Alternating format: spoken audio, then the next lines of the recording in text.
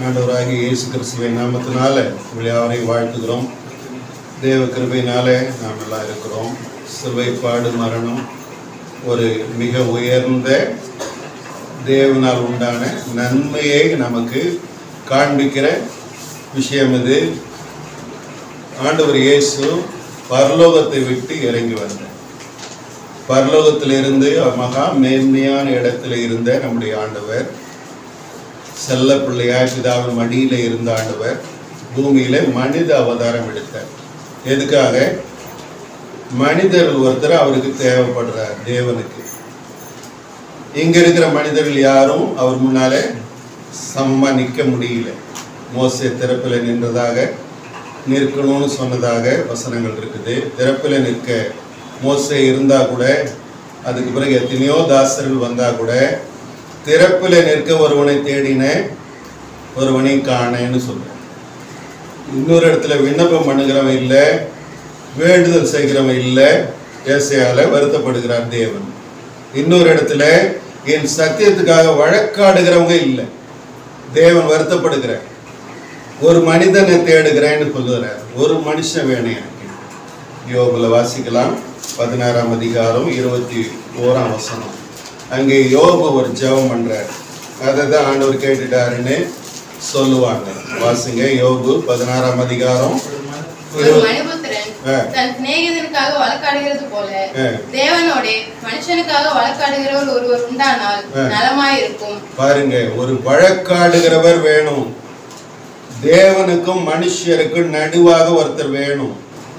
ஏன் யோபு அப்படி கேட்கிறாரு? தேவன் அந்த நாட்களில அவர் வாழ்க்கையில பாடுகளை அனுமதிச்சுட்டு, யோபு வாழ்க்கையில நிறைய நஷ்டம். 10 பிள்ளைகள் இறந்துட்டாங்க, மனைவி தூஷிக்கிறாங்க.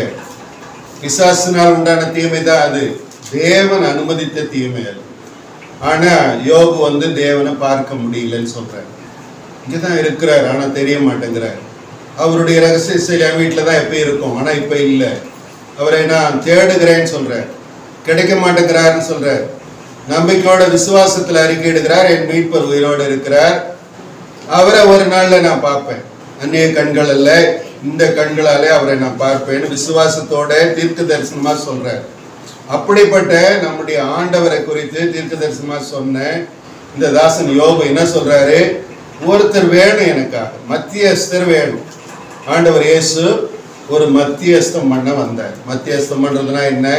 2 பேருக்குள்ள பிரச்சனைகளை சரி பண்றதுக்கு, 2 நாடுகளுக்குள்ள பிரச்சனைகளை சரி பண்றதுக்கு. இப்போ லாஸ்டா ரஷ்யாவுக்கு ஐநா தலைவர் போனார். ஐநாவுடைய தலைவர் தேடி போய் பேசி, நீங்க உக்ரைனுக்கும் உங்களுக்குள்ள பிரச்சனையை தீர்த்துக்கோங்க, உலக பிரச்சனையை கலப்பக்கூடாது, இது ரிக்வெஸ்ட். இது அப்புறம் யுத்தம் அணாயுத யுத்தம் ஆகிடும், ஒன்றும் பண்ண முடியாது, அது மாதிரி பேசுறதை நிறுத்திக்கோங்கன்னு சொல்லிட்டு சமாதானம் பேசிட்டு சமாதானம் ஆயிடுச்சு. ஆண்டவர் சொன்னார் இங்க எனக்கு ஜெபத்துல, சமாதானம் ஆயிடும். இல்லை ஒருத்தர் போறாரு, இன்னும் போகவே இல்லை, அவன் அறிவிக்கவே இல்லை ஐநா தலைவர் போறாருன்னு. ஆண்டவர் அங்க மேல இருக்கும்போது சொல்றாரு, ஒருத்தர் போறாரு, சமாதானம் பண்ண சரியாயிடும், இந்த யுத்தம் முடிஞ்சிடும்னு சொல்றாரு. தேவ பிள்ளைகள் பெரிய விஷயங்களை பார்த்தலாம் கலங்க தேவையில்லை. தாசன் யோபு மாதிரி ஜெபிக்கணும். பாருங்க எவ்வளவு பெரிய ஜெபம் அது. ஒருத்தர் இருந்தா நன்றாயிருக்கும். எனக்கும் தேவனுக்கும் நடுவா, ஒரு மனுஷனுக்கும் தேவனுக்கும் நடுவா நிற்கிறதுக்கு தேவனுடைய கோபத்தை ஆற்றணும். இந்த மனுஷனுடைய பாவத்தை குறைபாடுகளை அவர் மன்னிக்கும்படி பேசணும். இவர் நின்று பேசணும். தகுதி வேணும் ஒருத்தருக்கு. அதுக்காக தான் சிலுவையில பாடுபட இறங்கி வந்தார் இயேசு. ஆண்டவர் இயேசு எதுக்காக இறங்கி வந்தாரு? மனிதனுக்கும் தேவனுக்கும் சமாதானம் பண்ணி வைக்க. அல்லேலூயா. நமக்கும் தேவனுக்கும் ஒரு ஒப்புரவாக்கி வைக்க வந்தார்னு பவுல் சொல்றார். ஒப்புரவாக்குதலின் ஊழியம் இது. நாங்கள் ஒப்புரவாக்குகிற ஸ்தானாதிபதிகள்னு சொல்றார் ஊழியக்காரங்களை. ஆனா இன்னைக்கு ஊழியக்காரங்க அப்படி மனிதர்களுக்கும் தேவனுக்கும் நடுவில் நிற்கிறது இல்லை. இவங்களுக்கும் மனுஷங்களுக்கும் நடுவுலையே டீலிங்லாம் ஓடிக்கிட்டு இருக்குது, ஊழியெல்லாம் நடக்குது, சபைகள்லாம் நடக்குது. நீ எப்படி அங்கே போகலாம், இங்கே எப்படி போகலாம், என்கிட்ட தான் நீ கேட்கணும், என்கிட்ட கேட்காம எப்படி செய்யலாம், எப்படி பேசுகிறவங்களாயிட்டாங்க மனிதர்கள். மனிதர்களாயிட்டாங்க. தேவனுடைய உண்மையான ஊழியக்காரங்களா இல்லை, ஆண்டவர் இயேசுவை போல இல்லை. ஆண்டவர் இயேசு ஏன் சிலுவையில் பாடுபடணும்? பாட அவருக்கு தேவையா? அவருக்கு பாட தேவையில்லை. அவர் பாடுபட வேண்டிய அவசியம் இல்லை. எந்த குறைபாடும் அவர்கிட்ட கிடையாது, எந்த பாவமும் இல்லை. அவர் இஸ்ரேல் ஜனங்கள் மத்தியில் கேட்கிறாரு, என்னிடத்துல பாவம் உண்டு என்று உங்களால யாராவது சொல்ல முடியுமா கேட்கிறாரு. ஒருத்தரும் சொல்லல. பொய்யா சொல்றானுங்க, தேடுறானுங்க. தேவதூஷணம் சொல்லிட்டாரு, தேவகுமாரன்னு சொல்லிட்டாரு, தன்னை தேவனை பிதான், தன்னுடைய பிதான்னு சொல்றாரு. அவங்களுக்கு அறிவு இல்லை, வேத அறிவு இல்லை. வேதம் இருக்குது கையில. ஓசியா தீர்க்க தரிசனத்தை சொல்லி இருக்குது, நான் உங்கள் பிதாவா இருப்பேன், நீங்க என்னுடைய குமார குமாரத்திகளா இருப்பீங்கன்னு தேவனே சொல்லி இருக்க. ஆண்டவர் ஏன் சொல்லக்கூடாது? ஆண்டவர் இயேசு வந்து தேவதூஷணம் சொன்னார்னு சொன்னதுக்கு அவர் என்ன சொல்றாரு? வேத வாக்கியங்களை பெற்றவங்க தேவர்களை போல இருக்கிறாங்க. இந்த வேத வசனத்தை வச்சுக்கிட்டு விளையாட்டா நினைக்கிறாங்க ஆண்டவர் பிள்ளைங்க, ஆண்டோடைய ஊழியக்காரங்க. ரொம்ப உயர்ந்தது இது, அதிக மேன்மையானது. எல்லாருக்கும் கிடைக்காது. எல்லாருக்கும் இந்த ரகசியத்தை படிச்சிட முடியாது, கண்டுபிடிச்சிட முடியாது. நீங்க தியானிக்கணும், நிறைய படிக்கணும், தியானிக்கணும். அது அப்பதான் இதுல இருக்கிற ரகசியங்கள் உங்களுக்கு வெளிப்படும். ஆவியானவர் இல்லைன்னா உங்களுக்கு வெளிப்பாடு கிடைக்காது. இது ரெண்டு விதமானது. லோகாஸ் என்ற ஒரு எழுதப்பட்டு வைத்திருக்கிற ஒரு புஸ்தகமாக, எழுத்தாக இருக்கிற ஒரு வேதம் இது. இதையே ரேமான்னு சொல்லுகிற ஆவியானவர் எடுத்து கொடுப்பார். அப்படித்தான் 4ஆம் பிரசங்கம் ஈஸியா உட்காந்து எழுதுவேன். 5 நிமிஷம் போது எனக்கு ஒரு பிரசங்கம் ரெடி ஆகுறது. முழுகிற ஜபத்துல ஒரு பிரசங்கம் பண்ணி முடிச்சுட்டு உட்காருவோம், டீ காஃபி குடிப்போம், பேசிக்கிட்டு இருப்போம். 2வது பிரசங்கத்துக்கு வந்தவர் சொல்லுவார், ஐயாவே பண்ணட்டுமே, நல்லா இருக்குது. நான் பிரசங்க கேட்க தான் வந்திருக்கிறேன், பண்ணுவதற்காக வரவில்லைன்னு சொல்லுவாங்க. உபாச ஜபத்தில் பண்ணியிருக்கேன், முழுகிற ஜபத்தில் 2 பிரசங்கம் பண்ணியிருக்கேன் ஒரே நேரத்தில், கொஞ்ச நேரத்தில். இன்னொரு பிரசங்க ஆண்டவர் கொடுக்காம இருப்பாரு. நான் அவங்கள்ட்ட சொல்லுவேன், ஒரு பாட்டு பாடுங்க சொல்லுவேன். முதல் பிரசங்கமே அப்படித்தான் பண்ணேன் நான். 92ஆம் வருஷத்துல ஆண்டவர் எனக்கு முதல் பிரசங்கம் கொடுக்குறப்ப வசந்த முதல்ல கொடுத்தாரு. இது எனக்கு புரியவே இல்லை ஆண்டவரேன்னு சொல்லிக்கிட்டே இருந்தேன். அவங்க என்கிட்ட பிரசங்கத்தை கொடுக்கலான்னு யோசிக்கிறது எப்ப? எல்லாம் முடிஞ்ச பிறகு, ஊழியக்கார் வரலன்னு தெரிஞ்ச பிறகு என்கிட்ட வந்து சொல்றாங்க, நீங்க தான் பிரசங்கம். ஏற்கனவே ஆண்டவர் பிரசங்கம் கொடுத்து விட்டாரு, ஆனா அது புரியல எனக்கு. இன்றைக்கு நடந்துகிட்டு இருக்குது, இனிமேட்டு நடக்க போகுது. அதை 92ஆம் வருஷத்துல என்கிட்ட கொடுத்தார். பிப்ரவரி மாசம் ஒரு 11ஆம் தேதி அது ஒரு ஜெப கூட்டம் நடக்குது வேளச்சேரியில. நிறைய கூட்டம், நிறைய மக்கள் வந்தாங்க, நிறைய ஊழியர்கள்லாம் லைனாக இருந்தாங்க. அதுல நான் அன்னைக்கு தான் முதல் நேரமா முழு நேர ஊழியத்துக்கு வரேன். வெளியில வந்திருக்கிறேன், ஆராதனை நடத்தலாம், ஜெபத்தை நடத்தலாம் அப்படின்னு கூட்டிட்டு வந்தாங்க சகோதரர். ஆண்டவர் சொன்னார், வந்து கையை பிடிச்சிக்கிட்டு ஜெபிப்போம். ஜெபிக்கிறோம். பாஸ்டர் ஃப்ரெட்டி அவர்கள் வர்ற பிரசங்கம் பண்ற இடம் போஸ்டர்லாம் ஒட்டிருக்காங்க.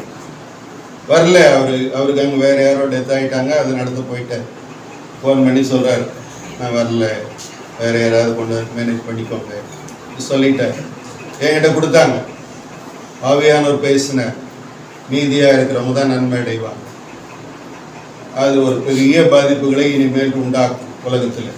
92ஆம் வருஷத்துல சொன்னது, 2000 வருஷத்துல சொல்லலை. இது 92ஆம் வருஷத்துல ஆண்டவர் என்கிட்ட முதல் நாள் முதல் பிரசங்கம், அது முழு நேர ஊழியத்துல முதல் காணிக்க 2000 ரூபா கொடுத்தாங்க எனக்கு.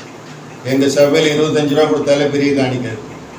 ஊழியக்காரங்களுக்கு அப்படிதான் கொடுப்பாங்க. கன்வென்ஷன்ல பேசுறவருக்கு தான் 600-700 ரூபா கொடுப்பாங்க. 3 நாள் பிரசங்கம் பண்ணாதான் அந்த காணிக்கை. முதல் நாள் பிரசங்கத்திலேயே எனக்கு 2000 ரூபா காணி கொடுத்தாங்க. என் மனைவிடைய, அதாவது என்னுடைய அண்ணி வந்து என்கிட்ட கேட்டாங்க, எப்படி நீங்க மாசம் ஒரு 3000 ரூபா சம்பாதிப்பீங்க, அது இல்லாமல் ஓவர் டைம்லாம் பார்த்து சம்பாதிப்பீங்க, அதுவே உங்களுக்கு பத்துல, எப்படி முழு நேர ஊழியன்னு கடவுளுக்காக செய்யறேன்ட்டு எப்படி வாடகை கொடுப்பீங்க, எப்படி வாழ்வீங்க, சாப்பாட்டுக்கு என்ன பண்ணுவீங்க அப்படின்னு 10ஆம் தேதி அன்னைக்கு பேசிக்கிட்டு இருக்கிறாங்க காலையில. நான் அவங்கள்ட்ட சொல்றேன், அம்மா ஆண்டவர் எங்களை மாசத்துல ஒரு 10 நாள் நடத்துவார், எப்பயுமே அற்புதமா இருக்கும், ஒரு நாள் கஷ்டம் இருக்காது. பசி பண்ணியெல்லாம் நாங்கள் இருந்ததே இல்லை.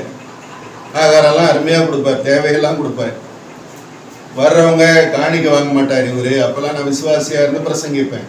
காணிக்க வாங்க மாட்டாரு. அதனால என்ன செய்யணும், இவருக்கு பொருளுங்களாம் வாங்கிட்டு போய் கொடுத்துருவோம், வாங்கிக்குவாரு அப்படின்னு வாங்கிட்டு வருவாங்க. தெரிஞ்ச விசுவாசிங்க, ஊழியக்காரங்க எல்லாருமே அதை செய்வாங்க. எனக்கு நான் விசுவாசியா இருந்தேன், செபிப்பேன், ஆண்டவரே பணம் இல்லை, நாளை தினம் இன்னைக்கு இருக்குது, நாளைக்கு இருக்காது, நாளைக்கு நீங்கள் பார்த்துக்கோங்க, அவ்வளோதான். மனைவிட்டு சொல்லுவேன், நாளைக்கெல்லாம் வந்துடும், ஆண்டவர் பார்த்துக்கோங்க. நிறைய தடவை சொல்லுவார், நாளைக்கு வராங்க, இவங்க வராங்கன்னு சொல்லுவார். என் மனைவிட்டு சொல்லிட்டே நான் வேலைக்கு போவேன். இவங்க வருவாங்க, எல்லா பொருளும் தருவாங்க, கவலையப்படாமல் செஞ்சு சாப்பிடு, மகிழ்ச்சியாக சாப்பிட்டு நான் வந்துடுறேன். எனக்கு அங்கே கம்பெனியில் கேன்டீன் இருக்கும், அங்கே நான் சாப்பிட்டுக்கலாம். அது மாதிரி இல்லைன்னா உபவாசத்தில் இருப்பேன். பணம் இல்லை, கஷ்டம், நானே உபவாசத்தை போட்டுக்குவேன். உபவாசத்தில் ஜெபிப்பேன், உடனே அற்புதம் நடக்கும், வந்து உதவி செய்வாங்க. இல்லைன்னா என் குடும்பத்தார் ஒவ்வொருத்தராக வருவாங்க, அப்பா அம்மா வருவாங்க, மாமனார் மாமியார் வருவாங்க, எல்லாம் வந்து பணம் எல்லாம் பணத்தோடு கொடுப்பாங்க. என் மனைவிட்ட வச்சுக்கோ. தேவன் போஷிக்கிற பராமரிக்கிற தேவன் எனக்கு தெரியும், அற்புதங்களின் தேவன் தெரியும். ஆனால் 92ஆம் வருஷத்தில் ஆரம்பிக்கும் போதே சொல்லிட்டாரு, பாடுபட போகிறாங்க, நிறைய வேதனைகளை சுமக்க போகிறாங்க இனிமேல்ட்டு. அதில் நிறைய பேர் காணாமல் போயிடுவாங்க. கிறிஸ்தவத்தில் ஊழியர்கள் எல்லாம் அப்பவே என்று சொன்னார். இன்னைக்கு பார்த்தீங்கன்னா நிறைய ஊழியர்கள் இல்லை, நிறைய விசுவாசிகள் இல்லை. கொரோனா வந்து வாரிக்கிட்டு போயிடுச்சு. அது இல்லாமல் நிறைய பேர் இறந்துட்டாங்க ஆக்சிடெண்ட்டில், இதில் இறந்தவங்க ஏகப்பட்ட பேர். உங்களுக்கு தெரியாது, நானே நிறைய அடக்கம் பண்ணியிருக்கேன், போய் ஆண்டவர் சொல்லி போய் அடக்கம் பண்ணியிருக்கேன் ஊழியர்கள் எல்லாம். அப்படி ஆண்டவர் பல தடவை என்ன பல வருஷமாக நடத்திக்கிட்டு இருந்திருக்கேன். கிறிஸ்மஸ் நாளில் ஒரு நாள் கிறிஸ்மஸுக்கு வரேன்னு சொல்லியிருந்தேன் ஒரு ஆலயத்துக்கு. அந்த நாளில் ஒரு ஊழியர் இறந்து போனார். ஈரோடு தாண்டி ஒரு இடத்துல போய் அடக்கம் பண்ணிட்டு வந்தேன். அங்கே இருந்துட்டு அடக்கம் பண்ணிட்டு இவருக்கு ஃபோன் பண்ணி சொன்னேன், வர முடியாமல் இருக்கிறேன், ஒரு ஊழியர் இறந்துட்டார். அவருக்காக ஆண்டவர் என்னை அனுப்பியிருக்கார். அதனால் அடக்காராதனையில் இருக்கிறேன், என்னால் வர முடியல, நீங்களே கிறிஸ்மஸ் பிரசங்கம் பண்ணிக்கோங்கன்னு சொன்னேன். ஏன் சொல்கிறேன்னா, தேவன் எல்லாவற்றையும் அறிந்தவர். பாடுகளை கொடுத்துக்கிட்டே இருந்தார், எல்லாருக்கும் வேதனைகளை கொடுத்துக்கிட்டே இருந்தார், சொல்லிட்டு கொடுத்தார். என்கிட்ட சொன்னார், எங்களுக்கு வர்ற பாடுகளையும் முன்கூட்டியே சொன்னார். 6 மாதத்துக்கு முந்தையே சொன்னார், இப்படி வரும், இப்படி வரப்போகுது, இப்படி நடக்க போகுது, இதெல்லாம் நீ சந்திச்சு ஆகணும். முன்கூட்டியே எல்லாவற்றையும் தீர்மானிக்கிற தேவன். நம்ம வாசித்த வேத பகுதியில தேவனால் சொல்லப்பட்டவைகள், தீர்க்க தரிசனமாக உரைக்கப்பட்டவைகள், மத்தேயு எழுதின சுவிசேஷம் முழுசும் வாசிச்சிங்கன்னா அவர் எப்பவுமே என்ன சொல்லுவார்? முன்னால உரைக்கப்பட்டது, மீகாவினால் உரைக்கப்பட்டது, இவரால் உரைக்கப்பட்டது, ஏசாயா தீர்க்கதரிசியால் உரைக்கப்பட்டது நிறைவேறும்படி இப்படி செய்தார்கள். பாருங்க, 2 கல்லனை சிலுவையில் அறையிறாங்க. ரோம ஆளுங்க அவங்களுக்கு என்ன தெரியும்? ஆனால் ஏசாயா 53 போட்டிருக்கு, அவரை வந்து அப்படி சிலுவையில் அறைவாங்க. ஏன் இப்படி சொல்றேன்னா, தீர்க்க தரிசனங்களின் நிறைவேறுதல் புதிய ஏற்பாடு. பழைய ஏற்பாட்டினுடைய நிறைவேறுதல்னு பழைய ஏற்பாடு ஆளுங்களுக்கு தெரியல, இஸ்ரேல் ஜனங்களுக்கு தெரியல. ஆண்டவர் பிள்ளைகளாக இருக்கிற நமக்கு இதெல்லாம் தெரியும். தேவ பிள்ளைகளுக்கு ஆண்டவர் வார்த்தையின்படி தான் எல்லாம் நடக்குது. நம்ம வாழ்க்கையில் வர்ற பாடுகள், உபத்திரவங்கள் தேவனால் வர்றது இல்லை. தேவனால் வருது, யாருக்கு வருது? அவர் சித்தம் செய்கிறவங்களுக்கு வரும். அவருடைய திட்டப்படி செய்கிறவங்களுக்கு சொல்லிட்டு செய்வார். இது வருது, நீ ஒன்றும் பண்ண முடியாது, இது சந்திச்சு தான் ஆகணும் அப்படி சொல்லிட்டே செய்வார். ஆனால் எல்லாருக்கும் இல்லை, தேவ பிள்ளைகளுக்கெல்லாம் அப்படியெல்லாம் சொல்லிட்டு செய்யறது இல்லை. ஏன்? தேவ பிள்ளைகள் பாடுபடணும்னு ஆண்டவர் நினைக்கிறார். அவர் மனிதனாய் வந்தார், மத்தியஸ்தராய் வந்தார், முக்கியமாக நமக்கு நன்மை உண்டு பண்ணினார். எபிரேயர் 2ஆம் அதிகாரம் 9ஆம் வசனம் வாசிக்கலாம். நம்முடைய ரட்சிப்பின் அதிபதி வாசிங்க. 2ஆம் அதிகாரம் 9ஆம் வசனம். என்றாலும் தேவனுடைய கிருபையினால் ஒவ்வொருவருக்காகவும் மரணத்தை ருசி பார்க்கும்படிக்கு தேவதூதரிலும் சற்று சிறியவராக்கப்பட்டிருந்த இயேசு மரணத்தை உத்தரித்த நிமித்தம் மகிமையினாலும் கனத்தினாலும் முடிசூட்டப்பட்டதை காண்கிறோம். போதும். மரணத்தை ருசி பார்த்த நம்முடைய அதிபதி, நம்முடைய ரட்சிப்பின் அதிபதி இவர். உபத்திரவங்களினால பூரணரானார்னு போட்டிருக்கோம். பட்ட பாடுகளினால கீழ்ப்படுதலை கற்றுக்கொண்டார்னு போட்டிருக்கோம். அவருக்கு அது தேவையில்லை. ஆண்டவர் ஒன்றும் தெரியாதவர் இல்லை, பூர்ண ஞானம் உள்ளவர் அவரு. அவர் போய் பாடுபட்டு கற்றுக்கொண்டார். என்ன கற்றுக்கொள்றாரு? ஆண்டவர் பிதாவுக்கு எப்படி கீழ்ப்படியணும்னு கற்றுக்கிறாரு. நம்மளுக்கு ஒரு மாற்றத்தை வைக்கிறார், நீங்க எப்படி பாடுபட்டு கற்றுக்கணும். ஆண்டவர் பிள்ளைகளுக்கு கொஞ்சம் உயர்ந்தவங்களுக்கு பாடுகள் உண்டு. பாடுகள் இல்லைன்னு சொல்றாங்க, அது தப்பு. அது பாடுகளே இல்லைன்னு சொல்றது தவறானது. அப்புறம் பொதுவான பாடுகள் உண்டு, நமக்கு எல்லாருக்குமே, கிறிஸ்தவங்களுக்கும் உண்டு. கிறிஸ்தவர்கள் அப்படி சொன்னாலே தேவபக்தியாய் நடக்க மனதாய் இருக்கிற யாவரும் துன்பப்படுவார்கள். ஏன்? தேவபக்தியாய் நடக்கிறதே ஒரு பாடுதான். மற்றவங்க அப்படி இருக்க மாட்டாங்க, நம்ம அப்படி இருப்போம். அவங்க உண்மையா இருக்க மாட்டாங்க, நம்ம உண்மையா இருக்கணும். அவங்க தீமை செய்வாங்க, நம்ம தீமை செய்ய முடியாது. அவர்களுக்கு நம்ம என்ன செய்யக்கூடாது? தீமை செய்யக்கூடாது. ஆண்டவரே சொல்லியிருக்கார், நன்மை செய்யணும். அது பாடு, மன்னிக்கணும். எத்தனை தடவை ஆண்டவரே? 7 தடவையா? பேதுரு கேட்கிறார். 7 70 490 தடவை மன்னிக்கிறதுக்கு நமக்கு ஆயுசு பத்தாது. ஏன்னா ஒரே ஆள் நம்ம வாழ்க்கையில அவ்வளோ தடவை நம்மளுக்கு தீமை செய்ய மாட்டாங்க, தப்பு பண்ண மாட்டாங்க. ஒன்று அவன் ஒழிஞ்சிருவான், இல்லை நம்ம ஒழிஞ்சிருவோம். 490 தடவை நீ ஏன் சொல்றாரு ஆண்டவர்? அவ்வளோ பூர்ணமானது அது. அவ்வளோ தூரம் நீ மன்னிக்கணும், மன்னிச்சுக்கிட்டே இருக்கணும்ன்ற சுவாபத்தை அணிந்துகொள். என்ன அர்த்தம் அதுக்கு? ஏன் ஆண்டவர் அப்படிதான் மன்னித்தார்? சிலுவையில் பாடுபட்டவர் அவர் என்ன செய்யறாரு? தாங்கள் செய்கிறது என்னதென்று அறியாது இருக்கிறாங்க, அவங்களுக்கு தெரியாம செய்யறாங்க. இந்த வாசிச்ச வசனத்திலே அவங்க என்னென்ன கேட்கிறாங்க? மற்றவர்களை ரட்சித்தான் தன்னைத்தான் ரட்சித்துக் கொள்ள திராணி இல்லைன்னு சொல்றாங்க. அவரை இஸ்ரவேலின் ராஜான்னு சொல்லி கிண்டல் பண்றாங்க. சிலுவையில இருந்து இறங்கி வரணும்னு சொல்றாங்க. அப்புறம் அவங்க என்ன சொல்றாங்க? ஆண்டவரை இவர் தேவனுடைய குமாரன்னு 3 நாளைக்குள்ள தேவாலயத்தை இடித்து போடுறேன்னு சொன்னாரு. உன்னை நீயே ரட்சித்துக்கொள், இறங்கி வா. திருப்பி அங்கே தூஷிக்கிறாங்க. ஏன் ஆண்டவர் பாடுபட்டாரு, தூஷிக்கப்பட்டாரு? தெரியாது மற்றவங்களுக்கு. ஏசாயா 53 அதிகாரத்தை இஸ்ரவேல் மக்கள், பரிசேயர்கள், சதுசேயர்கள், வேதபாரகர்னு அப்ப விசேஷித்தவங்க இருந்தாங்க. ஆசாரியர்களுக்கு வேதம் நல்லா தெரியும். இந்த பரிசேயர் சதுசேயர் 2 குரூப். அவங்க போதகர்கள். அவங்க ஒரு குடும்பத்துல இருந்து ஒரு பரிசேயர் இருக்கிறாருன்னா அவர் பிள்ளைங்களும் பரிசேயர்கள் தான். பவுல் சொல்றாரு, நான் பரிசேயரில் பிறந்த பரிசேயனா இருக்கிறேன். போதகரா இருக்கிறது. அவங்க படிக்கணும், காலேஜ் மாதிரி போய் படிக்கணும். அந்த காலத்துல விசேஷமான தேவதாசர்கள் இருந்தாங்க, கற்றுக் கொடுக்குறவங்க, வேதத்தை கற்றுக் கொடுக்குறவங்க இருந்தாங்க. யூத பண்டிதர்கள்னு சொல்லுவாங்க. அவங்கள ஆங்கிலத்தில் ஸ்காலர் என்று சொல்லப்படுவாங்க. தேறினவங்க, அவங்கெல்லாம் பூரண ஞானம் உள்ளவங்கன்னு நினச்சிக்கிட்டு இருந்தாங்க. ஆனால் அவங்களுக்கு ஏசாயா 53 அதிகாரம் புரியவே இல்லை. ஏன் வர்ற அதிபதி பாடுபடணும்? ஈசாயின் அடிமரத்திலிருந்து ஒன்று வேர் முளைத்தெழும்பி துளிர்த்து தாவீதின் குமாரன் அழைக்கப்படுவார். அந்த தாவீதின் குமாரன் பாடுபடுவார், நிந்திக்கப்படுவார், அவமதிக்கப்படுவார், நொறுக்கப்படுவார்னு போட்டிருக்கு. நொறுக்க சித்தமாகி. பாருங்க எவ்வளவு கடினமா இருந்திருக்கும் ஆண்டவருக்கு, எவ்வளவு பெரிய பாடு, எவ்வளவு வேதனையா இருந்திருக்கும் ஆண்டவருக்கு, நெருக்கடி கொடுத்திருக்கும் அவருக்கு. அதனால்தான் கெத்செமனேலே முன்கூட்டியே உலகத்தின் எல்லா பாவங்களையும் நம்ம சுமக்கணுமே. பரிசுத்தமான நம்ம வாழ்க்கையில பாவம் எப்படி நம்ம மேல வரும், அதை எப்படி சுமக்கிறது முடியாதுன்ற வேதனையில தான் அங்க ஜபிக்கிறார். இதாவே இந்த பாத்திரம் என்னை விட்டு நீங்க கூடுமானால் நீங்கணும்னு ஜபிக்கிறது அதுக்கு தான். அதுக்கு பயந்துகிட்டுலாம் கிடையாது. அவர் அதுக்கு தான் வந்தார். அவர் 12 வயசுலேயே என் பிதாவுக்கு அடுத்த காரியத்தில் நான் இருக்கணும் அப்படின்னு தாயை பார்த்து சொல்றாரு. உங்களை யார் கவலைப்பட சொன்னா? அவர் பாட்டுக்கு ஜாலியா இருக்கிறார். அப்பா அம்மா போயிட்டாங்க, பண்டிகைக்கு வந்தவங்க, இவர் தனியா இருக்கிறாரு, கவலையே இல்லை அவருக்கு. அங்க போய் வேத வாக்கியங்களை ஆராய்ஞ்சிக்கிட்டு இருக்கிறாரு, அவங்களுக்கு பதில் சொல்லிக்கிட்டு இருக்கிறாரு. ஆச்சரியப்படுறாங்க, அவங்களாம் பிரமிக்கிறாங்க. தெளிவா இருக்கிறார் 12 வயதுல. மனுஷனா இருந்தா கூட அவர் தேவனாகவும் இருந்தார். அதனால தான் அவரால் தண்ணீர் மேல் நடக்க முடிஞ்சது, காற்றை கடலை அதட்ட முடிஞ்சது, அற்புதங்களை மரித்தவர்கள் உயிரோடு எழுப்ப முடிஞ்சது. கூட ஒருத்தர் வீடியோ போட்டுக்கிட்டு இருந்தார், நீங்கள் உயிரோடு எழுப்ப முடியும் அப்படி இப்படின்ட்டு. அது எழுப்புதல் ஏன் வர தாமதிக்குதுன்னு 2 பேர் புத்தகம் எழுதினாங்க இங்கே தமிழ்நாட்டில். நல்ல ஊழியக்காரங்க, எனக்கு ரொம்ப பிடிச்சவங்க தான் 2 பேரும். ஆனால் அதுக்கு ஆங்கிலத்தில் அதை எழுதியிருந்தவர் டாக்டர் எவன்கெல்னு ஒரு நல்ல ஊழியர். அவர் தான் அதை முதல் எழுதினவர். எழுப்புதலுக்கு யார் தடைன்னு எழுதியிருந்தார். காரணம் என்ன? நம்ம வாழ்க்கையில் எழுப்புதல் வரல. உங்கள் வாழ்க்கையில் எழுப்புதல் வராமல் இன்னொருத்தர் வாழ்க்கையில் எழுப்புதல் உண்டாக்க முடியாது. இவங்க எப்படி இருக்கிறாங்களே, இவங்க மாறலையே, இவங்க திருந்தலையேன்னு சொல்கிறவங்க முதல்ல திருந்தணும், முதல்ல மாறணும். நான் தான் மாறிக்கிட்டு இருக்கிறேன் என் வாழ்நாளில். நீண்ட வருஷமா 34 வருஷம் ஆகுது நான் ரட்சிக்கப்பட்டு.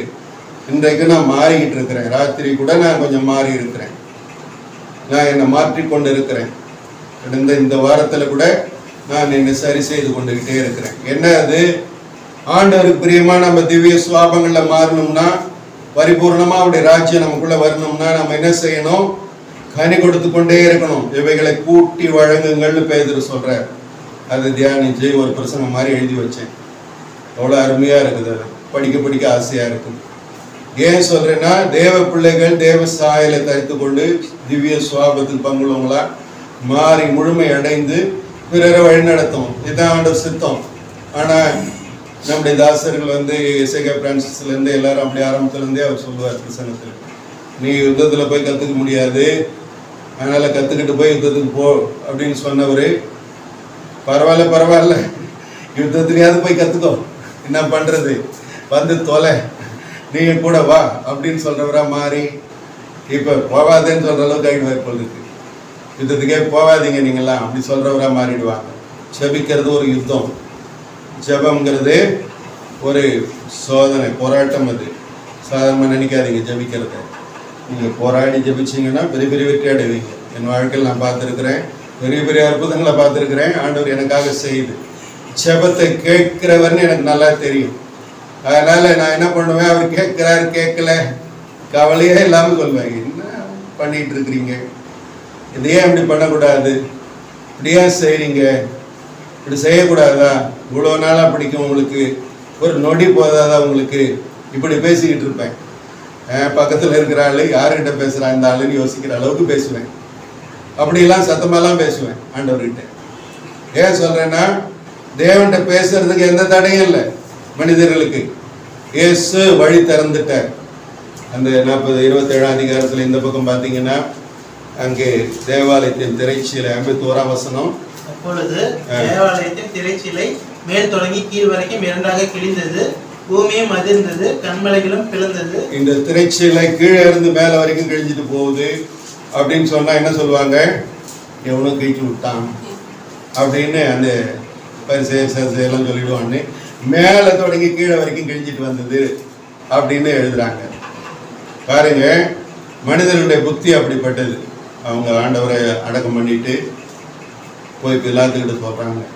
இந்த பிரதான ஆசாரியர்கள்லாம் மூப்பர்கள்லாம், அவன் ஒரு எத்தன், நான் 3ஆவது நாள் உயிரோடு எழுந்திருப்பெல்லாம் சொன்னான். அதனால என்ன செய்யணும், அதை நம்ம நல்ல சீல் வச்சு காவல் காக்கணும் போய் கேட்குறாங்க. ஏன்னா உயிரோடு எழுந்துட்டாரு போய் சொல்லிடுவானுங்க. மனித புத்தி பாருங்க எப்பவுமே தவறான புத்தியா இருக்குது. இது தவறா யோசிக்கக்கூடியதா இருக்குது நம்ம மூளை வந்து. அதனால மூளையில யோசிக்க கூடாது. மூளை யோசிக்கிறதுனால தான் நம்ம உடம்பு முழுசும் கட்டளைகளுக்கு கீழ்ப்படியக்கூடியது. நம்ம உடம்புல இருக்கிற ஒவ்வொரு நரம்பும் மூளையோட கண்ட்ரோல்ல இருக்குது. மூளை வந்து தெளிவான கட்டளைகளை உடம்புக்கு கொடுத்துக்கிட்டே இருக்கும். நீங்க என்ன செய்யணும், உங்க மூளைக்கு முதல்ல அறிவை கொடுக்கணும். மூளைக்கு அறிவு எங்கிருந்து வருது, சிந்தனைகள்ல இருந்து வருது. சிந்திக்காத குழந்தைகளை நம்ம என்ன சொல்றோம், சரியா மூளை சரியா வேலை செய்யல. அப்படி இல்லாத ஆட்களை என்ன சொல்றோம், பைத்தியம் கூட சொல்லிடுறாங்க. அப்படிலாம் கிடையாது. உலகத்துல பைத்தியம்லாம் கிடையாது. உலகத்துல கிட்டத்தட்ட எல்லாரும் பைத்தியம் சொல்லலாம். ஏன், எல்லாருக்குள்ளேயும் பிரச்சனை இருக்குதுன்னு பெரிய விஞ்ஞானி சொல்றேன். பிரச்சனை இல்லாத மனிதர்களே கிடையாது, ஞாபக மருந்து இல்லாதவங்களே கிடையாது. ஒன்று தெரியும் இன்னொன்று தெரியாதுன்ற மனிதர்களே உலகத்துல எல்லாம் தெரிஞ்ச மனுஷன் கிடையாது. அவனுக்கு ஒன்று தான் தெரியும், இன்னொன்று தெரியாது. இப்படிதான் மனிதர்கள். இப்போ என்னை விட பிரின்ஸ் வந்து ரொம்ப புத்திசாலி. எதுல, வாசிக்கிறதுல. அவன் கற்றுக்கிட்டான், எனக்கு தெரியாது. அப்போ என்ன, அவன் என்னோட உயர்ந்தவனா இல்லை, அவனோட நான் உயர்ந்தவனா இல்லை, ரெண்டு பேரும் உயர்ந்தவங்க தான். இப்படி தான் ஆண்டவர் வந்து உலகத்தில் எல்லாரையும் ஏற்படுத்தி இருக்கிறார்.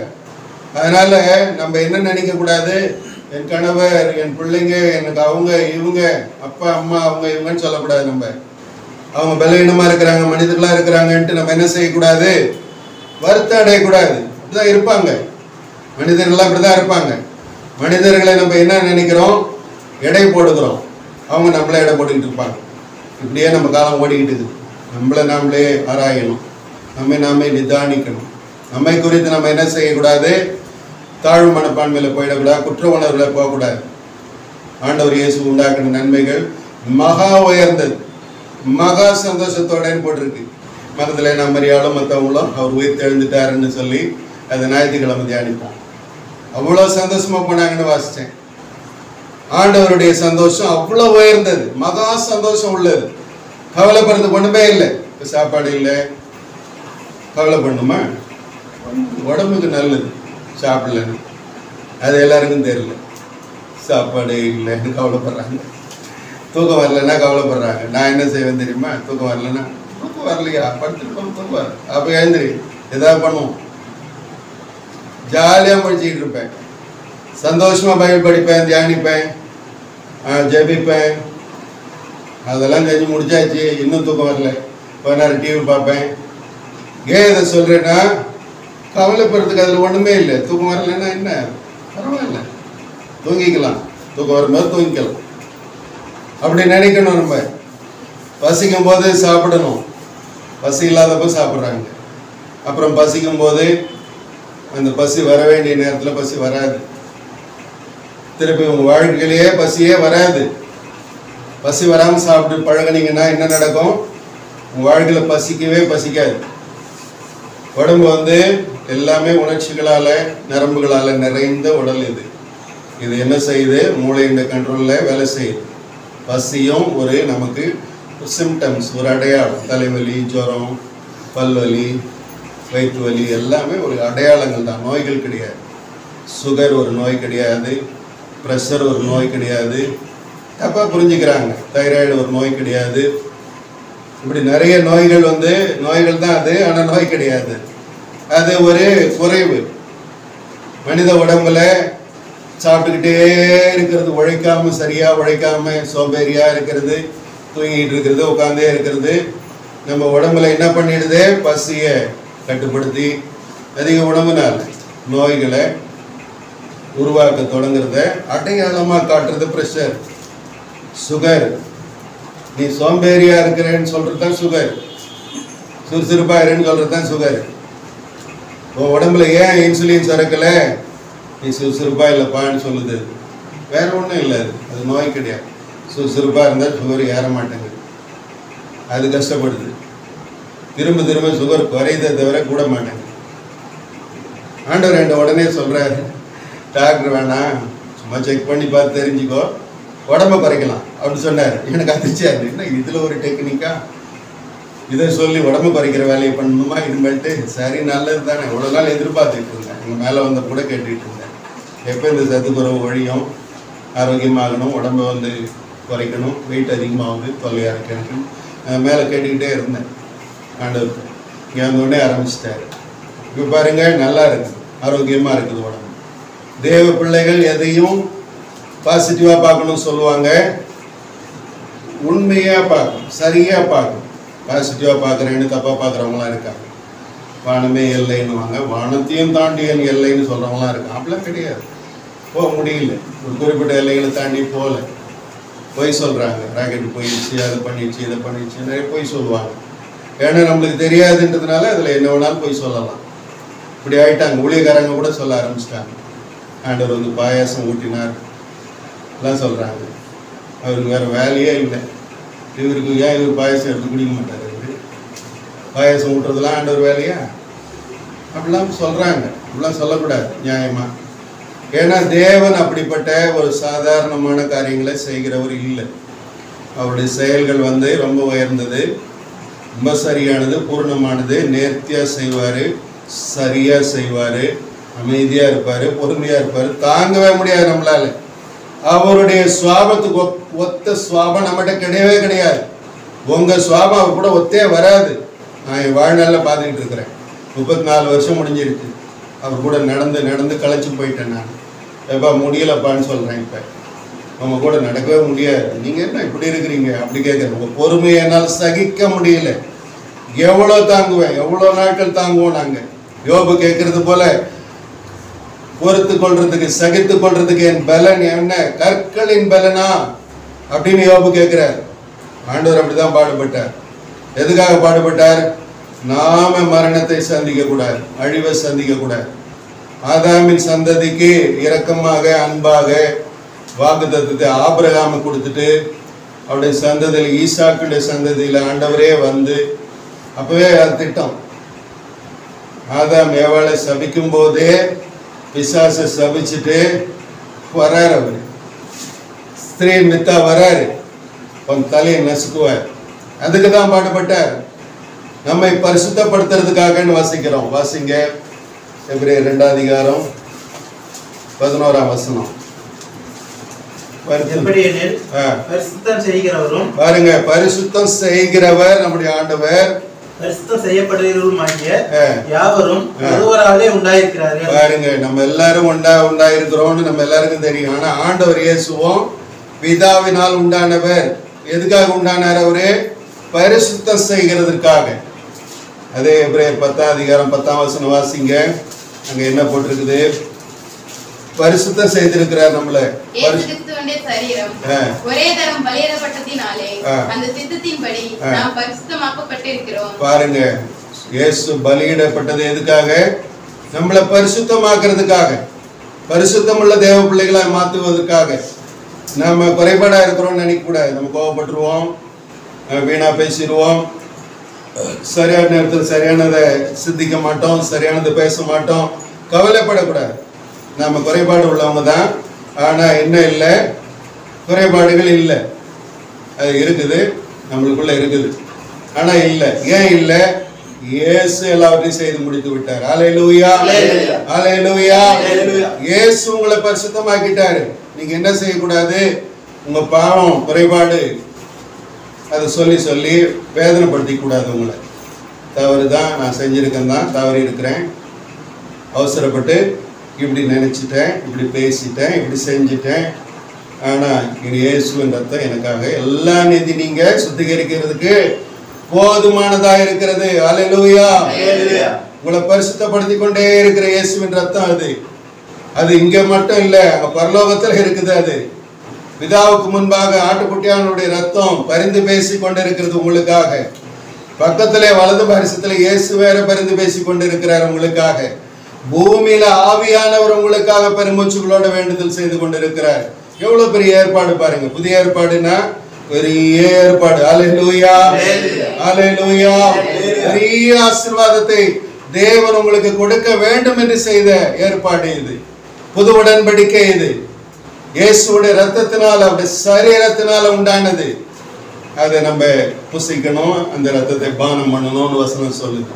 தேவ பிள்ளைகள் அந்த கம்யூனியனை எடுத்துக்கணும். எதுக்கு எடுக்கிறோம்? அதை இயேசுவையே நம்மளுக்குள்ள சக்தியா மாற்றிக்கொள்ளுகிறத சொல்லுது. அதை அப்படி எடுத்துக்கிறது இல்லை. நான் அப்படித்தான் எடுத்துக்குவேன். எங்கே போனாலும் எந்த ஆராதனையில் கலந்துக்கிட்டாலும் அங்கே கம்யூனியன் இருந்ததுன்னா முழங்கால் படிக்கிட்டு அழகாக எடுத்துக்குவேன். அந்த ஊழியர்கள் நடுக்குவாங்க, இப்படி ஆடிக்கிட்டே கொடுப்பாங்க. வயசான ஆளாகிடுவாங்க. வாலிபனாக இருக்கிற பாஸ்டர் கூட அப்படி கீழே செஞ்சிருவார். திராட்சை ரசத்தை பயத்தில் இவருக்கு போய் கொடுக்குறோமே, நம்ம போய் இவர் இல்லை நம்மளுக்கு கொடுக்கணும் அப்படி சொல்லுவாங்க. ஐயா நீங்கள் தான் ஐயா ஒரு பாஸ்டர் அப்படியே பண்ணிட்டார். அவர் பெரிய பாஸ்டர், அவருக்கு கீழே ஒரு 7 ஊழியக்காரங்க வந்திருக்காங்க. அவங்க கம்யூனியன்னா அந்த கலை சபையெல்லாம் வந்துடும், ஃபுல்லாக நிரம்பி இருக்குது. பாஸ்டர், தலைமை பாஸ்டர் அவர் சொல்கிறார், ஐயா உங்களை ஆண்டவர் அனுப்பியிருக்காரு, நீங்கள் தான் கம்யூனியன் கொடுக்கணும் அப்படிங்கிறார். இல்லையா, நான் அதெல்லாம் கொடுக்குறது இல்லை. ஆண்டவர் சொன்னால் கொடுப்பேன், ஆண்டவர் சொன்னால் ஞானஸ்தானம் கொடுப்பேன். அதெல்லாம் ஒன்றுமே. ஆண்டவர்லாம் ஊழியக்காரங்களெல்லாம் குற்றப்படுத்தவே மாட்டேன். மனுஷங்க குற்றப்படுத்துவாங்க, பேசுவாங்க. ஆனால் நான் என்ன சொல்வேன், போதகர்கள் தான். உங்களுக்கு தான் உங்கள் ஜனங்களை தெரியும், எனக்கு ஜனங்களை தெரியாது. என்னைக்காவது நான் பார்க்குறவன். அதில் ஒருத்தர் ஞானஸ்தானம் எடுக்காத உங்கள் கம்யூனியன் எடுத்துட்டா எனக்கு தெரியும், உங்களுக்கு தெரியும். அதனால் நீங்கள் தான் கொடுக்கணும்னு சொல்லுவேன். சொல்கிறேன். கெஞ்சுறாரு மனுஷன், கொடுக்க மாட்டேங்கிறாரு எல்லாரும் முன்னாலே. சொல்லுங்க, இவர் கொடுக்கணுமா நான் கொடுக்கணுமா? பட்டிமன்றம் வேற நடத்துகிறாரு. நான் சரி சரி விடுங்க, நானே கொடுக்குறேன், ஆனால் ஆளுங்களை சொல்லுங்கள், ஞானஸ்தானம் எடுத்த ஆளுங்களை. எடுக்காத ஆள் யாராவது மாநில பட்டு எடுத்துட போகிறாங்க, அது அவங்களுக்கு தீமை வந்துடும் அப்படி சொல்கிறேன். கொடுத்தேன். அவ்வளோ பேர், நிறைய பேர் 7 சபையிலேருந்து வந்திருந்தா எப்படி இருக்கும்? நிரம்பி கிடக்குது சபை. அவ்வளோ பேருக்கு லைன் லைனாக கொடுக்குது. முடிஞ்சுக்கிட்டு கொடுத்து ஒரு மாதிரி ஆகிட்டோம், டயர்ட் ஆகிட்டேன். ஏன் சொல்கிறேன்னா, அது ரொம்ப உயர்ந்தது. அதை ஒருத்தர் இப்படி கொடுத்துட்டு போனார். என் நண்பர் பார்த்துட்டு பயங்கர டென்ஷன் ஆகிட்டார். அவரு பாஸ்டர் கத்திட்டார். நான் சிட்ட பண்ணுறீங்க, அதை ஆண்டோடைய சரீரத்தை அசிடம் பண்ணுறீங்களா அப்படின்னு கத்திவிட்டார். அவர் அப்படியே ஒரு மாதிரி ஆகிட்டார், அவர் நடுங்கிட்டார். நான் எப்பயுமே ஊழியர்கள் குறைபாடாக இருக்கிறதெல்லாம் விமர்சிக்க மாட்டேன், குற்றப்படுத்த மாட்டேன். பிரசங்கம் பண்ண சொன்னால் பண்ணுவேன். ஆண்டவர் கொடுத்து பேசிடு, பகம் பார்க்காம பேசுன்னு சொல்லுவார், பேசிடுவோம். அந்த ஊழியர் இப்படி உட்காந்துருப்பார், இல்லை இங்கே உட்காந்துருப்பாரு. அவங்களுக்கு திரும்பி பார்த்து பேச மாட்டேன், இங்கே பேசிகிட்டு இருப்பேன். அவரை பற்றி தான் பேசுவேன், இங்கே பேசுவேன். ஆவியானவர் சொல்கிறபடி செய்வேன். நான் அதை தவறதில்லை. ஆண்டவர் சொல்லிட்ட பிறகு பாவமே பார்க்க மாட்டேன். ஆனால் நேரடியாக விமர்சிக்கிறது இல்லை யாரையும். அந்த ஊழியரும் என்கிட்ட அதெல்லாம் பெரிய விஷயமே இல்லைன்னு சொன்னாங்க. நான் பைபிள் காலேஜில் படித்தப்ப பைபிளை பெரிய விஷயம் இல்லை, கீழே போட்டுட்டு காலால் ஷூவால் நகர்த்தி பைபிள் எடுத்து போதிக்கிற பைபிள் காலேஜ் லெக்சரருங்க இருக்காங்க. நீங்கள்லாம் போனீங்கன்னா அதுக்கு தான் இவங்களெல்லாம் பைபிள் காலேஜ் அனுப்பலை, கெட்டு போயிடுவாங்க. சபைகளுக்கே அனுப்ப மாட்டேன். வாலிப பசங்கள்லாம் கெட்டு போயிடுவாங்க. வாலிப பிள்ளைங்களாலே மட்டும் இல்லை, நடத்துகிறவங்களாலே கெட்டு போயிடுவாங்க. அதனாலே அனுப்பலை. ஒரு பாஸ்டர், நல்ல பாஸ்டர், சர்ச் ஆஃப் காட் பெரிய சீனியர் பாஸ்டர் வந்து கேட்டார், பிள்ளைங்களை கொஞ்சம் அனுப்புங்க யூத் மீட்டிங். அவருக்கு சொன்னேன், வருத்தப்படாதீங்க, நான் சொல்கிறதுக்காக என் பிள்ளைங்களை அங்கே அனுப்புனா கெட்டு போயிடுவாங்க, அனுப்ப மாட்டேன். சினிமாவுக்கு அனுப்புனா கெட்டு போவாங்க, அனுப்பக்கூடாது. சரியில்லாத இடத்துக்கு அனுப்புனா கெட்டு போவாங்க. ஆனால் ஜபத்துக்கு நடத்தக்கூடாதா, அனுப்பக்கூடாதா? அவர் வாழ்க்கையே வெறுத்து போயிட்டு அவரும் நிறைய புலம்பியிருப்பார், அன்றைக்கே சொல்லியிருப்பார். ஏன் இதை சொல்கிறேன்னா, இப்படி யாராவது சொல்லுவாங்களா? நான் சொல்லுவேன். எங்கள் பாடுறவன்லேருந்து நடத்துகிறவன், டான்ஸ் ஆடுறவன் எல்லாம் கிண்டல் கேலி விளையாட்டு பிடிக்கும் வாலிப பிள்ளைகளுக்கு. அவங்க என்ன பண்ணுவாங்க, தெய்வ பயத்தை விட்டுருவாங்க. அதுக்கு பிறகு பயம் இல்லாதவங்களாகிடுவாங்க. அதை கெடுத்து விட்டுறாங்க. அப்படி செய்யக்கூடாது. பாடி ஆடி செபிக்கக்கூடாது, பாடக்கூடாதுலாம் நான் சொல்கிறது இல்லை. ஆனால் அசட்டை பண்ணக்கூடாது. தேவ சமூகத்தை பயத்தோட நடுக்கத்தோடன்னு சொல்லுது. அவர் உண்மையாக அவரை தொழுது கொள்றவங்கள அவருக்கு ரொம்ப பிடிக்கும். உண்மையாக சிலுவையை தியானிக்கணும். இன்னைக்கு உலகத்தில் எவ்வளோ பேர் தியானிப்பாங்க. சிலுவைப்பாடு மரணம் அவங்கள ரட்சிக்கலை. அவங்க வந்துட்டு கிறிஸ்தவங்களாக இருக்கிறாங்க. இப்படி ஒரு பாரம்பரியம் இது. இன்னைக்கு ஒரு நாள் 3 நாள் உட்காந்து அவங்களுக்கு ஆசீர்வாதம்னு சொல்கிறாங்க. 3 மணி நேரம் உட்காந்து இந்த ஒரு நாளில் ஜெபிச்சிட்டிங்களா, வருஷம் முழுசும் உங்களுக்கு ஆசீர்வாதம் வந்துடும். ஆண்டவர் பாடுபட்ட மாதிரி நீங்கள் 3 மணி நேரம் பாடுபடணும், இப்படி சொல்லி கொடுக்குறாங்க. நம்ம 3 மணி நேரம் பாடுபட போகிறதில்ல, 2 மணி நேரம் தான். 12 மணிக்கு முடிச்சிடலாம் போதும்னு சொன்னார் ஆண்டவர். வந்த உடனே சொன்னால் சந்தோஷமாயிடுவீங்கன்னு தான் சொல்லலை. கொஞ்சம் துக்கமாக இருக்கும் இல்லையா, சிலுவைப்பாடு மரணத்தை தியானிக்கும் போது. அதனால் முடிய போகிற நேரத்தில் சொல்கிறேன், தேவனை நம்ம என்ன செய்யக்கூடாது, குறைவாக பலவீனமாக பார்க்கக்கூடாது. உயர்ந்தவர், மகா உயர்ந்தவர் நம்முடைய தேவன். அவர் ஆண்டவர் இயேசுவை மகா தேவன்னு போட்டு, சர்வத்துக்கும் மேலான தேவன்னு போட்டு. ஆண்டவர் தேவனான்னு கேட்குறவங்க கிறிஸ்தவங்க ஊழியக்காரங்களாம் இருக்காங்க. வசனமே ஒழுங்காக படிக்காத ஆளுங்க. வேதத்தை உங்கள் கையில் கொடுத்துட்டு ஆண்டவர் உங்களை வேதத்தை பெற்றுக்கொண்டவர்கள் தேவர்களாக இருக்கிறாங்கன்னு வசனம் சொல்லுது. நம்ம அப்படியா இருக்கிறோம்? விசேஷித்தவர்கள், விசேஷித்த வல்லமை உடையவர்கள், அதிகாரம் உடையவர்கள், ஞானம் உடையவர்கள், பரிசுத்தம் உடையவர்கள். இதுக்கு தான் பாடுபடுறோம்.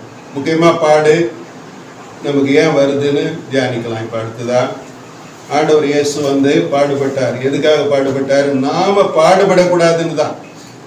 நீங்க எதுல பாடுபடக்கூடாது?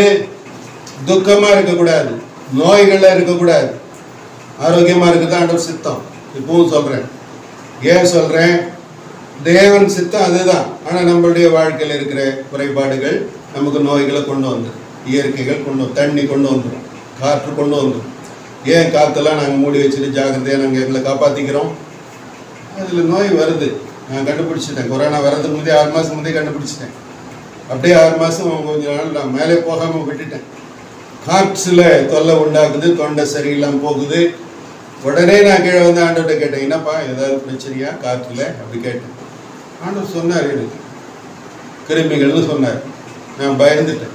உலகம் முழுசும் அவ்வளோ வேகமாக கொரோனா பரவ வாய்ப்பு இல்லை. மனிதர்கள் கொண்டு பறக்க முடியாது. பறவை இருக்குது, காற்றில் பறவை இருக்குது. நான் அதை 6 மாதத்துக்கு முந்தையே கண்டுபிடிச்சிட்டேன்.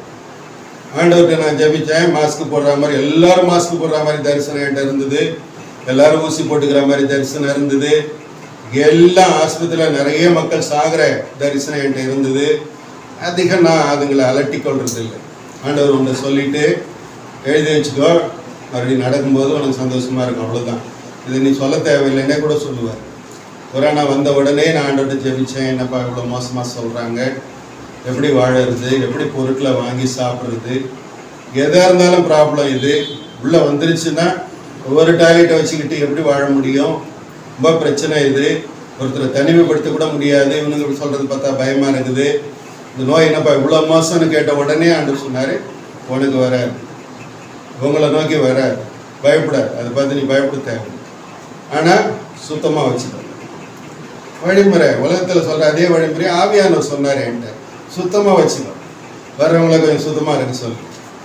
வர வேணாம்லாம் சொல்லாது. வர்றவங்கள மாஸ்கை போட்டுக்கணுங்களா அப்படி கேட்டால் கழட்டிட்டு வான்னு சொல்லுவேன். அது கழட்டிட்டு வா, பரவாயில்ல, உன்னால் எனக்கு வராது, எங்களால் இங்கே எங்களுக்கு இல்லை, அதனால உனக்கு வராது, அதனால் தைரியமாக உள்ள வாங்கன்னு சொல்லுவேன், கழட்டுங்கன்னு சொல்லுவேன்.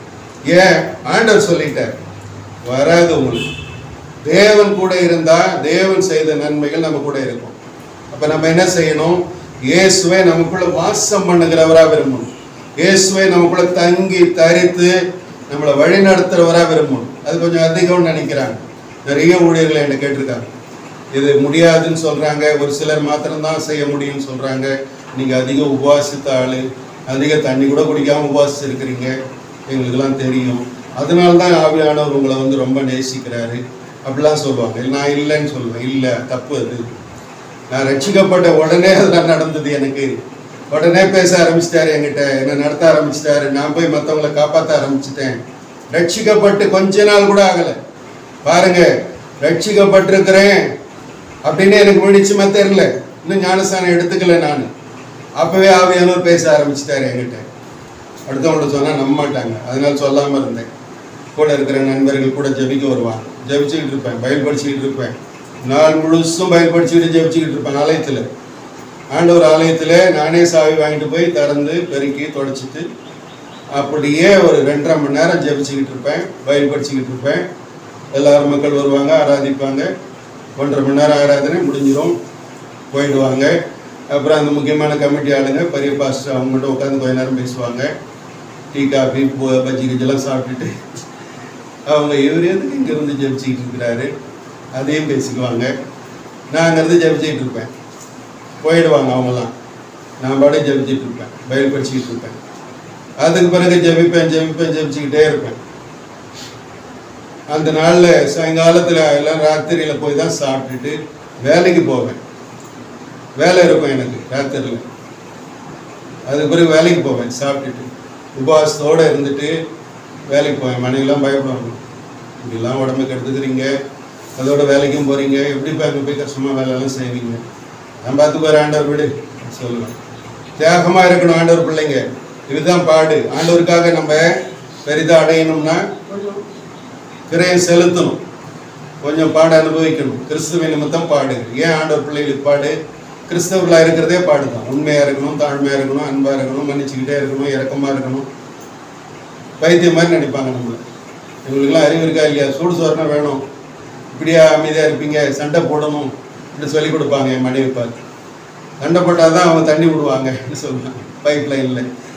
என் மனைவி வந்து அதெல்லாம் எங்கள் வீட்டுக்கார் சொல்லியிருக்காரு, தண்ணியே வேணாம் வந்துருன்னு சொல்லுவார், சண்டை போடக்கூடாதுன்னு சொல்லியிருக்காரு. அப்படி சொல்லிவிட்டு என் மனைவி வந்துருக்கு டென்ஷனாக இங்கே வந்து படுத்து தூக்கி போட்டு இப்படி பண்ணுறாங்க, தண்ணி விட மாட்டேன்.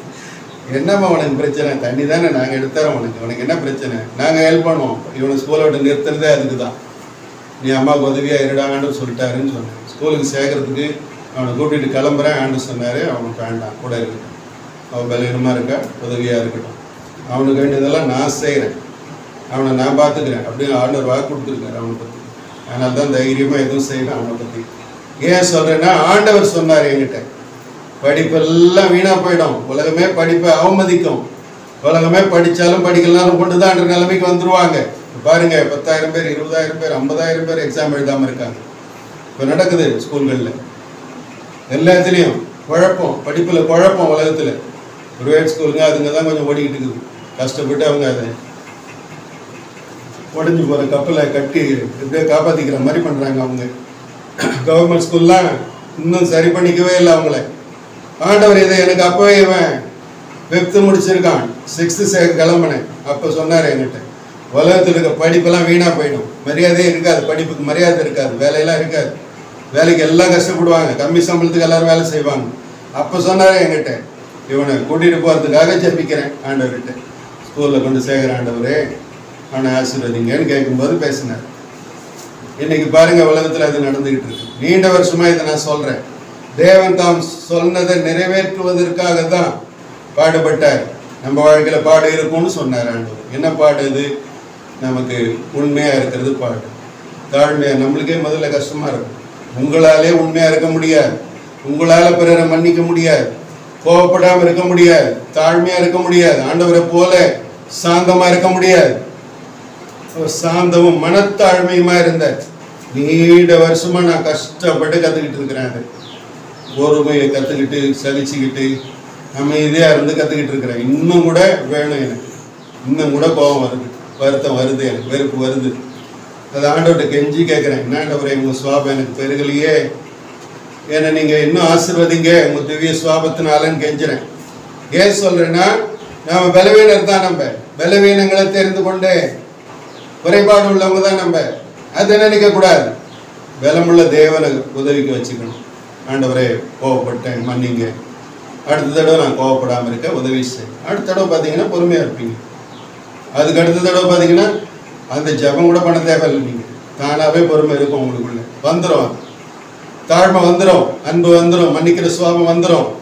இப்படி தான் கிறிஸ்தவ பிள்ளைகள் பரிசுத்தம் அடைகிறாங்க, அவருக்கு பிரியமா மாறுறாங்க. அவருடைய தம்முடைய பரிசுத்தத்துக்கு பங்குள்ளவர்களாகும் பொருட்டு சிக்ஷிக்கிறார்னு போட்டிருக்குது. உங்களை பரிசுத்தம் உள்ளவர்களாக்குற அந்த பாக்கியத்துக்கான பாதை தான் கிறிஸ்தவ பாதை. நீங்க தேவனுக்கு பிரியமா மாறி பரிசுத்தாவினால் நிறைந்து உங்க பாத்திரம் நிரம்பி வழிகிற ஒரு அனுபவத்துல பிறருக்கு உதவி செஞ்சுக்கிட்டே ஊழியம் செஞ்சுக்கிட்டே வாழ்ந்துட்டு தீர்க்காயுசா வாழ்ந்துட்டு உங்களுக்குரிய எல்லா நன்மைகளும் கிடைக்கும். இந்த உலகத்துல கேட்கணும், நீங்க என்ன வேணும் திட்டமா கேட்கணும். குழந்தை வேணும் கேட்கணும், இப்படி இருக்கணும். ஆண்டவரே ஒரு காலண்டர், அழகான ஒரு குழந்தை காலண்டர் வாங்கிட்டு வந்து ஆம்பளை பிள்ளைய ட்ரெஸ் இல்லாத ஒரு படத்தை வாங்கிட்டு வந்து மாட்டிட்டு, இது மாதிரி ஒரு குழந்தை எனக்கு கொடுங்க ஆண்டவரேன்னு கொடுத்துருவார். அவர்கிட்ட கேட்டிங்கன்னா கொடுப்பார். எனக்கு இது வேணும் அது வேணும்னு கேட்கணும்னு வசனம் சொல்லுது. என்னது வேணும்னு கேளுங்க, அப்படி கேட்கணும். திருமணம் வேணும், என்னுடைய வாழ்க்கையில இப்படி ஒரு துணை எனக்கு வேணும், உங்களுக்கு பிரியமா இருக்கும். நான் அப்படிதான் கேட்டேன் ஆண்டவர்கிட்ட. எனக்கு ஆண்டவரே சரியா தெரியாது, சீட்டு போட்டு பார்த்து என் மனைவியை கண்டுபிடிச்சேன். 3 பேரில் ஒரு ஆளுங்க என் மனைவி கண்டுபிடிச்சேன். ஆண்டவர் கொடுத்தார், நான் ஒன்றும் ட்ரை பண்ணவே இல்லை. எங்கள் அப்பாவுக்கு நீங்கள் போய் இப்படி பாருங்கெல்லாம் சொல்லலை. எங்கள் அப்பா போய் பார்த்துட்டு கொண்டு வந்து நிச்சயதார்த்தம் பண்ணுறாங்க. சென்னையில் தான் ஏற்காடுத்தாங்கல்ல கல்யாணம். ஏன் சொல்கிறேன்னா, நான் ஒரு திட்டமும் போடலை. என்கிட்ட பணம் இருந்தது, எல்லாம் செஞ்சு முடிச்சாச்சு. சொன்னாங்க ஒரு 19 நாளில் மேரேஜ் முடிஞ்சிருச்சு. அது மாதிரி தேவன்கிட்ட கேட்டிங்கன்னா உங்களுக்கு அழகாக பண்ணி வைப்பார். தேவன்கிட்ட கேட்டிங்கன்னா எல்லாம் தருவார். பணம் பொருள் தருவார், வீடு வசதிகள் தருவார், கார் தருவார், எல்லாம் தருவார். வேணும் நம்மளுக்குன்னா தருவார். வேணான்னா சும்மா நிற்க வைக்கிறதுக்கு தரமாட்டார். இதுதான் அவர் பிரச்சனை. சும்மா பீரோவில் அடிக்க வைக்கிறதுக்கு பணம் தரமாட்டார், நகை தரமாட்டார். ஆனால் ஆண்டவர் உங்களுக்கு வேணும்னா உடனடியாக கொடுப்பார். தேவையோடு இருக்கிறோம் ஆண்டவரே, பிரச்சனையோடு இருக்கிறோம், பணம் வேணும், உடனடியாக கொடுப்பார். உடனே வாசலை திறந்து கொடுப்பார். ஏன்? ஆண்டவருக்கு பிரியமான அவருடைய பிள்ளைகளுக்கு கொடுக்கறது அவருக்கு பிடிக்கும், ஆசீர்வதிக்கிறது அவருக்கு பிடிக்கும். ஆனால் வழிமுறை சொல்லி கொடுத்துருக்கிறார். என்ன? ஜெபிக்கணும் முதலாவது, கேட்கணும்னு முதலாவது, ரெண்டாவது தான் கொடுக்கணும். காணிக்க கொடுக்கறது ரெண்டாவது. கேட்கறது இல்லை, கொடுக்கறது, கடன் வாங்கி கொடுக்கறது. மறுபடி பார்த்தா பணம் இல்லை, இன்னும் கடன் வாங்க வேண்டிய நிலைமையிலே இருப்பான். முதல்ல கேட்கணும், கொடுப்பார், ஆசீர்வதிப்பார், அற்புதம் செய்வார். அப்ப கொடுக்கணும் ஊழியக்காரங்களுக்கு. இதான் ஆண்டவர் சித்தம். தேவன் கொடுக்கிறவைகளை கொடுக்கணும். நாம கஷ்டப்பட்டு கடன் வாங்கி பிரச்சனைகளோடு வாழ்ந்துக்கிட்டு நீங்க காணிக்க போட்டீங்கன்னா அதுல பெரிய பலன் இருக்க. ஏன்? அது ஆண்டவர் சித்தம் இல்லை. நீங்க ஆசீர்வதிக்கப்பட்டு கொடுக்கணும். ஆலயத்துக்கு, ஊழியத்துக்கு, ஊழியக்காரனை தாங்கணும். இது ஆண்டவர் சித்தம். அதனால நீங்க பெருகுவீங்க, உங்க ஐஸ்வர்யம் பெருகும், நீங்க நிறைய பேருக்கு உதவி செய்யறவங்களா மாறிடுவீங்க. இதுதான் ஆண்டவர் சித்தம். இதுக்கு தான் பாடுபட்டார் அவர். இதுக்காக தான் அவர் மரித்தார். இதுக்காக தான் அவர் வந்து 3ஆவது நாள் உயிரோடு எழுந்தார். உங்களுக்கு புது ஜீவனை கொடுக்கணும். அந்த ஜீவன் பரிபூர்ணம் உள்ளதா இருக்கணும். உங்க கூட ஆண்டவர் இருக்கணும், உங்களுக்குள்ள வல்லமை இருக்கணும், வரங்கள் இருக்கணும், ஞானம், அறிவு இருக்கணும், ஆசீர்வாதம், ஐஸ்வர்யம் இருக்கணும், தீர்க்காயுசு இருக்கணும். குறைந்த வயதுல சாகிறதுல ஆண்டவர் சித்தமே கிடையாது. தேவ பிள்ளைகள் அப்படி இறந்து போறதுல நான் 30 வயதுல இறந்த ஊழியக்காரை பார்த்துருக்கேன். ரொம்ப வருத்தம். என் மனைவி இறந்தப்போ கூட நான் ரொம்ப வருத்தப்பட்டேன். என்னப்பா இப்படி இறந்து போகணுமா, என்ன வழிமுறை இதுன்னு கேட்டேன் அவர்கிட்ட. இதெல்லாம் ஏன் விரும்புறீங்கன்னு கேட்டேன். எப்படி இதெல்லாம் ஏற்றுக்கிறீங்க அப்படி கேட்டேன் அவர்கிட்ட. வாக்கு கொடுத்துருக்கிறீங்க தீர்க்காயுசுன்னு, அதை செய்யறதை விட்டுட்டு இது என்ன புது வழிமுறை, இது ஏன் எங்களுக்கு தொல்லை அப்படி கேட்டேன் நான் அவர்கிட்ட. இன்னும் இறந்து போல போய் கேட்க ஆரம்பிச்சிட்டேன். போராடாதேன்னு சொல்லிட்டேன், இப்படி பண்ணாத, விட்டு கொடு, எனக்கு நான் எடுத்துக்கிறேன்னு சொன்னார். ஏன் சொல்றேன்னா, ஆண்டவர் வந்து நல்லதுன்னு அவருக்கு நல்லதுன்னு தெரியும், நமக்கு அது தெரியாது, நம்ம அதை நல்லதுன்னு நினைக்க மாட்டோம். அதனால அவர் பார்வை வேற, நம்ம பார்வை வேற. ஆண்டவருடைய சிலுவை பாடு மரணங்கிறது மனிதர்கள் பார்க்குற மாதிரி இல்லை, பெரிய நன்மை. அது பிசாசை அழித்தார், அவர் எல்லா துரைத்தன அதிகாரத்தெல்லாம் உறிந்து கொண்டார். கொலை செய்யற முழுசும் வாசிச்சிங்கன்னா அதில் போட்டிருக்கோம். எல்லா அதிகாரங்களையெல்லாம் அவர் எடுத்துக்கொண்டார், தமக்கு சொந்தமாக்கிக்கிட்டார். இப்ப மனுஷருக்கு அவர் தான் பிரதிநிதி, அவர் தான் தலைமை, அவர் தான் தலை. இன்னும் சொன்ன நம்மளுடைய தேவன் அவர் தான், இயேசு தான் தேவன் நமக்கு. ஏன் மனுஷ பிரதிநிதி அவர் தான். அவர் தேவனா அங்க வலது பாரிசத்தில் வைத்து இருக்கிறார். அவர் பிதாவும் தேவன் தான், குமாரனும் தேவன் தான், ஆவியானவரும் தேவன் தான். நம்ம என்ன செய்யக்கூடாது, அதில் கன்ஃபியூஸ் பண்ணிக்கூடாது. ட்ரினிட்டி காட், அவங்க 3 பேரும் ஒன்றா இருக்கிறாங்க. அவங்க எப்பவும் ஒரே தன்மையில் இருக்கிறாங்க. பிதாவுக்காக ஆண்டவர், ஆண்டவருக்காக ஆவியானவர். எதையும் மாற்றி செய்ய மாட்டாங்க. மாற்றி செய்யுங்கன்னு சொன்னால் ஆவியானவர் செய்ய மாட்டார், ஆண்டவரை மாற்றி பண்ணுங்கன்னா பண்ண மாட்டார். இப்போ அப்படிதான் இருக்கிறாங்க. ஒரு நாளில் ஒரே கர்த்தர் இருப்பார். சகரியால போட்டிருக்குது, மாறிடும் எல்லாம். திருத்துவ ஐக்கியத்தை நம்ம கற்றுக்கணும். நம்ம எல்லாம் என்ன செய்யணும், ஒற்றுமையாக இருக்க. பிள்ளைகளுக்கு நான் ஒற்றுமையை சொல்லிக் கொடுப்பேன். ஒற்றுமையாக இருந்தீங்கன்னா பலம், அது ரொம்ப ஆசீர்வாதத்தை கொடுக்கணும். என்ன செய்யக்கூடாது, நம்ம டென்ஷன் ஆகிடக்கூடாது, சோர்ந்து போகக்கூடாது. தேவனை நம்ம நேசிக்கணும். தேவனுக்காக வாழ்றதுல நம்ம தெளிவாக இருக்கணும். ஆண்டவர் பிள்ளைங்க தெளிவாக இருக்கணும்.